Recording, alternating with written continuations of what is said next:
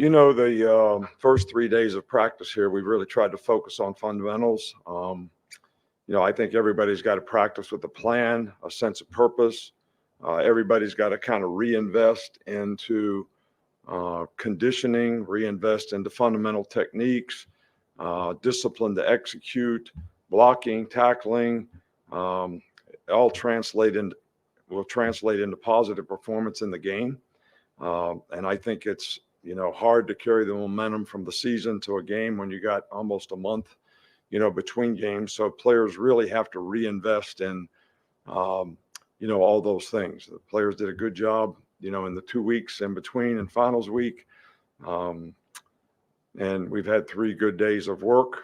So we want to continue that for the next 4 practices. And, hopefully we'll get closer to where we need to be in terms of being able to go play like we're capable of playing, in this game. It's a great opportunity for our players. It's a great challenge for them. But, you're not really owed anything when you play in these games. It's like a 1-game season when you're playing in the playoffs. So we got to put everything into it we can. And everybody's working hard to try to do that. I'd like to congratulate the 15 guys that we had graduate on Saturday. 3 guys got master's degrees. Justin Aboigbe, Seth McLaughlin, and Will Reichert, and 12 other guys graduated.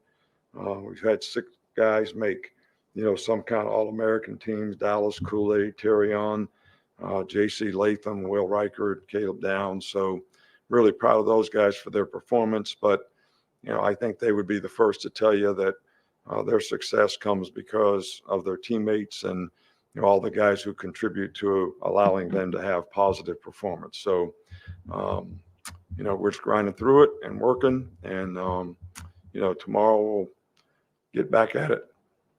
Start over here front right with Chase. I want to ask you about the self-scouting and tendency breaking stuff that you do as a staff normally during an idle week. Is that an exercise that gets repeated to some extent at this time of year ahead of a bowl or a playoff? There's no question about it.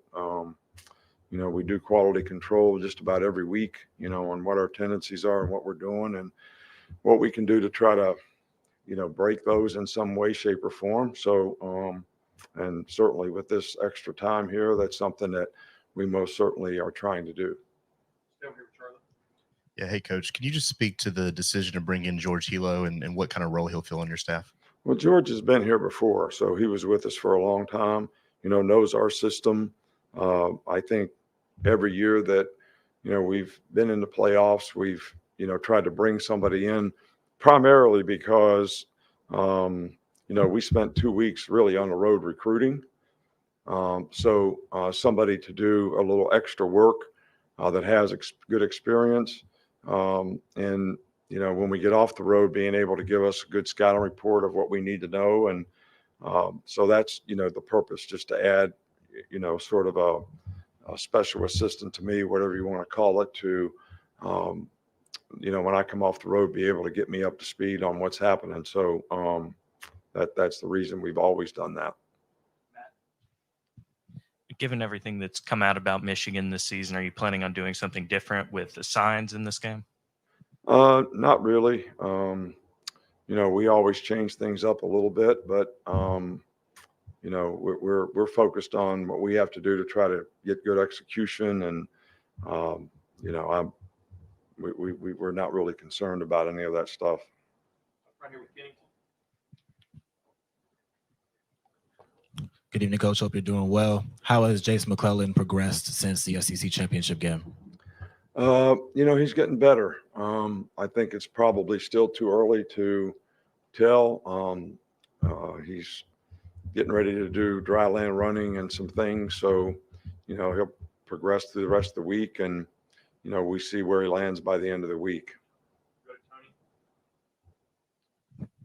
Is the plan with Hilo to ultimately replace him with Coleman Hudler, or is that on the table, or is he just strictly brought in for this? No, look, we're not concerned about any of that stuff right now. We got a game coming up. Coleman Hudler is here. He's finishing the season. I don't have time right now to go through the due diligence of hiring anybody or even be concerned about that. So, we're focused on what we got to do right now. you just speak to your relationship with Jim Harbaugh and obviously the connection with Tom Crean and kind of the meeting in New Orleans several years ago? With who? Tom Crean. Yeah, well, Tom Crean was an assistant basketball coach for Tom Izzo when, I was back at Michigan State. He's a good man, good friend. It's a great family, the Harbaugh family. I've known the dad. He used to help me when I was old secondary coach. And, his brother John are great football people. So got a lot of respect for the entire family. And, Tom Crean is, part of that family. Has Kool-Aid progressed through the concussion protocol and is he back? Yeah, he is. He's doing fine. We'll go to Joe if we got any follow-ups. Coach, when you get into preparing for Michigan, they've shown a trick play or two almost every week offensively. How do those wrinkles influence what you do defensively from a preparation standpoint? Well, I think that, they do a really good job on offense. Week to week, they've got a pretty good plan formationally in terms of their ability to go out and give you some different looks. And, it's a challenge for the players to have the discipline and the eye control to look at the right things so that, when those kind of plays come up, you're in position to play them. So, I don't think that they do it any more than, anybody else that we play. I just think it's a good part of your offense to be able to have some of those things that complement some of the things you do down in and down out. We'll finish up Austin. Yeah, Coach, last time we talked to you, you said you were going to kind of hold office hours for some of your players to see if they want to talk about their future and stuff like that. How did those conversations go?